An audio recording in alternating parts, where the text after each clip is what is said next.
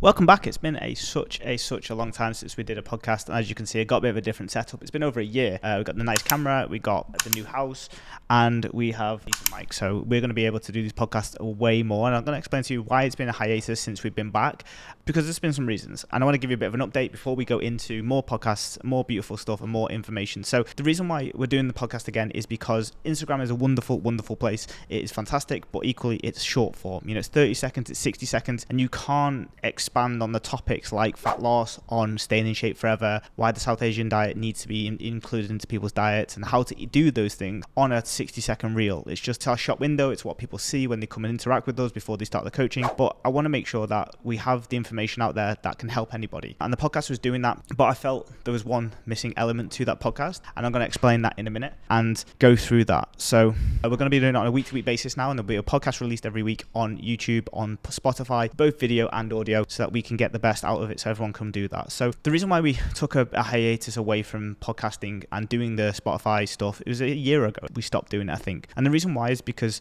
I felt pressured into doing a podcast the way that podcasters were doing it. So if you've watched any podcasts before, any low tier stuff, we're not talking the Joe Rogans, the Andrew Schultz, the Chris Williamsons, we're talking low level podcasters. The way that you do it is that they leverage other people's audiences. So you build a podcast not by what you're saying and what you're doing, but actually via who you bring onto the podcast. So if you have a guest that has more followers than you or a bigger podcast, then they bring their followers over to you and then they watch your podcast, and that's how people grow their podcast over and over again. However, I didn't want to force having random people on a podcast to grow a podcast that I wanted to do for the people of who are internally to Autonomy, or who people our page for the right people. So I didn't want to force it and have terrible conversations with people I didn't want to have a conversation with. I'm very much like, my brain is very ADHD and my time is like kind of precious. So I didn't want to have a conversation just to build a podcast by 1,000 new people just because they wanted to speak about a topic that I had no interest in. And I'm quite selfish. I want to help people the way I want to help them, and I want to help Autonomy grow within the right space. And at the same time, I want to help people get the right information, not bring someone else on a podcast that has an opposing view to me that won't be helpful. Like, I'm all for debate, absolutely. I change my opinion all the time on anything. But at the same time, there's a difference between changing your opinion and just people talking shit.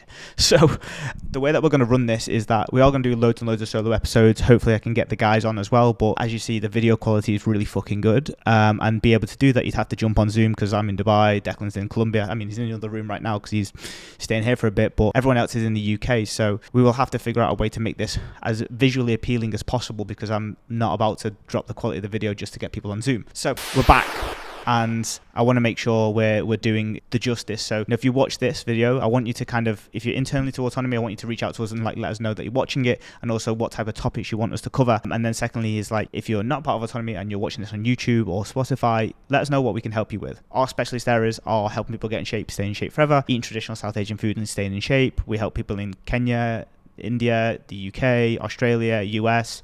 We've got people in Bahrain. Like, we've got everybody that's from every walk of life, and our goal is to help people lose 5 to 10 kilos, stay in shape forever, and never have to go on a diet or yo-yo dieting again whilst eating the traditional South Asian food. Now, it's not all South Asian food that needs to be done. It can be done westernized as well, depending on your preferences. But the point is that there's no barriers to what we do, and any cultural dynamics is all can be taken care of. So we have a plethora of knowledge in these particular areas. So we are going to kind of dig into these as we go through the podcast and whatnot. So that's it. So I want to give you a bit of a life update, because with these podcasts as well, it's like, it's an opportunity for you guys to know who I am, what I do, and like how I do things. And as well as that, there's a lot to go into that human connection as well. So you get to see me on Instagram, you get to see the things I do. If you're internally to Autonomy, you see me at the events, or you might be coached by me, but there's a lot more that goes on from a team perspective, from a life perspective.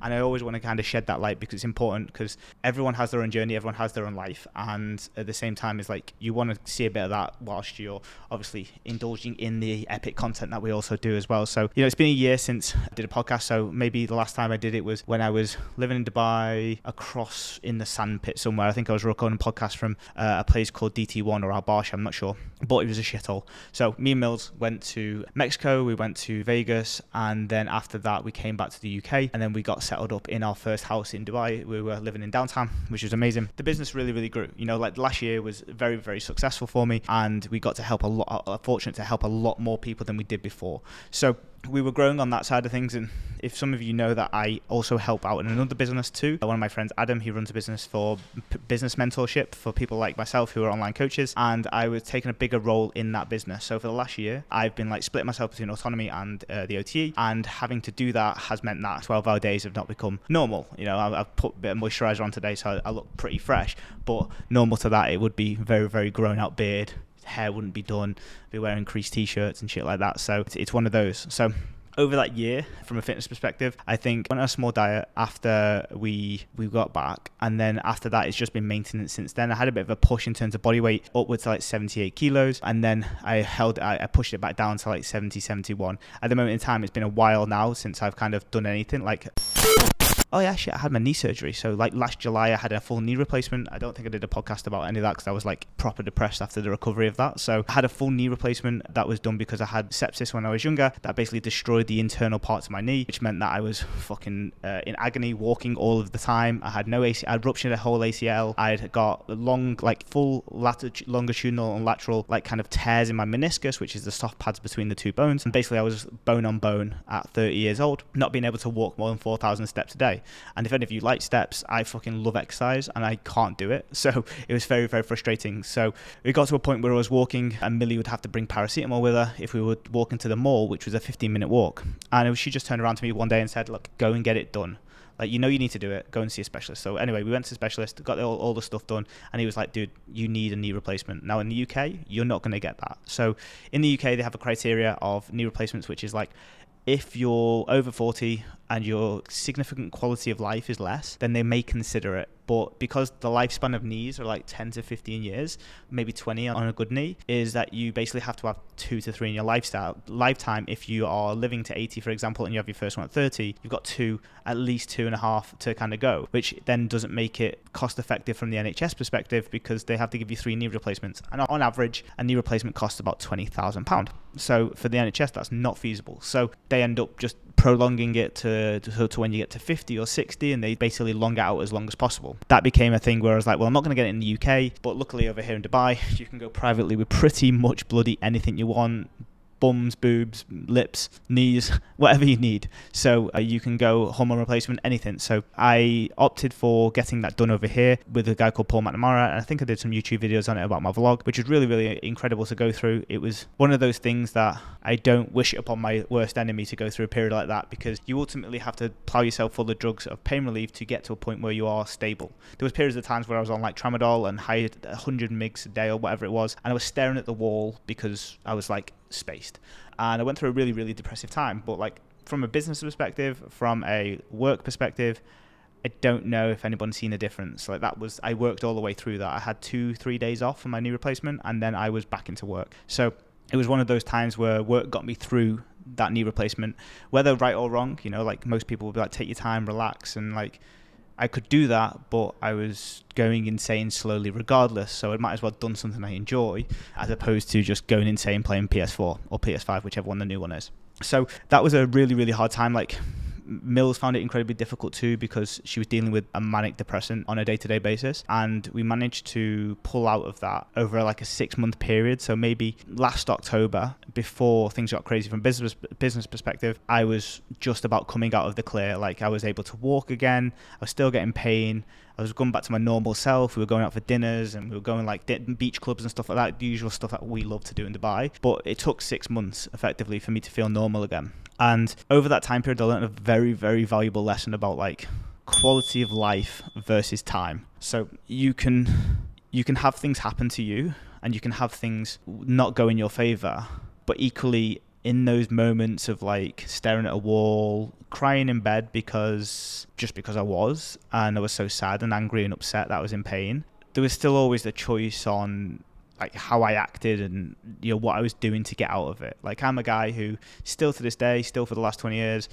didn't do pain meds even though I was in pain, just because that's a guy thing. And over that time period when I was recovering from my knee, I just recognized some really bad traits in myself around like being resilient for no reason. Like again, like working 3 days after the knee replacement and then working 12-hour days for the remainder of the year. I recognized some resilient patterns in myself that weren't particularly conducive to having a positive mental attitude, and I drove myself into the ground even more. So over that recovery period, my knee was getting better, but my mental health was getting worse, and my relationship with myself was getting worse, relationship with everybody else was getting worse, because I was being resilient to change. I was being resilient to the hand that feeds you. And that became incredibly like the education around that became incredibly useful, because I was realizing the patterns that I had, the patterns, the headspace, the actions that I was taking were not conducive. It's very similar to when people start a fat loss phase and then they go out 3 times a week to get absolutely shit-faced. It's like, it's not conducive for the goal you have. And my goal was to be healthy and happy again. And the things that I was doing were not conducive to healthy and happy. To do that, I was probably drinking more, definitely using more nicotine or vape than I needed to. And I was not using any pain meds or anything like that after that period of time, because I was like, I'm good now, I'm done, I don't want any more. I don't want to take the stuff that makes my digestion shit. I don't want to have to take pain meds every single day. And that led you just go up and down. So like I recognized the patterns that I had, which can be obviously translated back into, if you guys are watching this in terms of like your own nutrition, your health, your fitness, is like, if you're doing things that are opposite to the goal that you have, you always have to, I guess, park your ego at the door, or park your thought process, that initial knee jerk of like giving into a solution. Because if the solution, like for example, let me give you an example, right? It's like, I don't prep my food, I'm always behind on food, and then last minute I make decisions, I get a takeaway most nights. It's like, well, yes, it's very inconvenient to do meal prep for a few days. It's very inconvenient to plan ahead. And it fucking sucks to do, because you feel like you don't have to do it or want to do it. But eventually, inevitably, that type of action leads to the result that takes away all the shit that's happening before. And I was doing that with my pain meds, and I was doing that with I was pushing my rehab too far and pushing things to a point where I was like, fucked, really, you know. I was just making it worse and worse and worse over time. So had to have that realization that came about. So that was interesting, very fun and games. And then October came, November came, into Christmas, and you know how fitness businesses are over Christmas period. The summer is slow, and then the winter, when everyone is going on a diet, on January, is high. So again, business was really good, and things kind of really crept up on that side of things. We got 3 new team members in January, so Sirish, Sejal and AJ. All have been through the coaching process, all have been through Autonomy, and all are just absolute amazing humans. And it's one of those now where we have a big enough team. We've got Deck, him, Tom, me, AJ, Sirish and Sejal, to have a family. You know, we are a family world apart. You know, I'm in Dubai, Declan's in Colombia, Sejal, AJ is in the UK, him's in the UK, Tom's in Liverpool, and Sirish is in Washington. So, you know, we've got a big enough team to have a family now, which is really, really exciting, and it's only going to grow as Autonomy grows too. So it's going to be awesome. So in terms of that life update, and that's where we're up to now. We're now May of the year after, and again, we're still searching for answers with the knee, because the knee replacement didn't do the job that it was supposed to do. It didn't take away my pain. I got a metal knee now, and I went through a traumatic 6 months, but I still have pain, which is highly annoying. But we search for the answers again to see what happens. On a personal note, me and Mills have moved into our new place here, which is massive. This is our front room. Got a whole desk behind us, got a whole massive sofa. We got like 5 bathrooms, fucking 4 rooms. It's massive, and it's way cheaper than last year as well, so that's fantastic. Always a bargain, isn't it? And then we obviously got our biggest investments ever, which is we got 2 cats. So we got Lando. Well, let's say I got Lando. I was away in the UK doing a meetup for Autonomy, so anyone that came to the October event, I was away, and I got a text saying, hey, there's a cat on Facebook that needs a new home. What do you think? And at that point, what that really means, if you're a smart guy, is that you go, happy wife, happy life, and you just say, okay, whatever you want. That's what I did. And she had Lando for 2 weeks, who was scared, basically passed around loads of houses, and the people that had him beforehand were moving back to the UK, and they couldn't handle him, and he was just very unsettled in a very, very small house. So we got him, she took care of him for 2 weeks, got to know him. He was very, very scared around the old apartment, and then I walked in, and he was fine. Like, he was great. Like, he I think animals are very much like, they can sense people, and not that Millie's an asshole, like, she's Millie, which means that guy versus a female in terms of like dominance around dogs and cats are very, very well known and research based. So I walked in, basically came up to him, let him come up to me, and then, you know, ever since then he's been the cat bollocks, you know. He's been great, and I'm surprised they haven't come here. Like, so that's Lando named after Lando Norris, the McLaren driver who's in an orange car. We've got orange cats, so we're like, right, let's call him Lando. And then 2 weeks later, 3 weeks later, something stupid like that, we get another one of the same texts or little WhatsApp messages or Facebook groups or something like that. And we're like, this is Teddy. He's 4 months old. He was left outside of a school and we picked him up. And well, you take one look at him if you've seen him, and if we can find him somewhere, then you'll know exactly why we got him, because he's like this fluff ball, and it's great. Like now they got friends. It took us such a long time to kind of come together because they were just at each other's throat all the time for the first couple of weeks, and then now they're best mates, and now they chill together and they cuddle and stuff like that. So it's really, really cool. And obviously 2 is better than 1 because you'd have to take care less of one of them by the other one doing all the playing with the other person. So I'm not very, very good at playing with them. I'm great at picking up their shit, feeding them, paying for the food, and giving them cuddles when they need to. I hate playing with them because I'm not as good playing with the cats as Millie is, so I just let her do it, and I cover the other stuff, which she hates. But that's bad about it. You got to have roles in your relationship, so that's fine. And then now we've got these 2, and I'm sure we'll probably get more in the future because she's already hounding me for another one or a dog. But because we live in an apartment, I just don't think the dog's an idea, especially with my knee. I'm not going to take it for a walk, so I'm not going to get a dog can't take for a walk because that would be crap. And if you listen back to the first ever podcast that we did, probably the Autonomy pods, is you'll probably realize I had a dog in the UK and probably told a story about why I moved to Dubai and stuff like that. So I don't want that happening again because I can't walk it.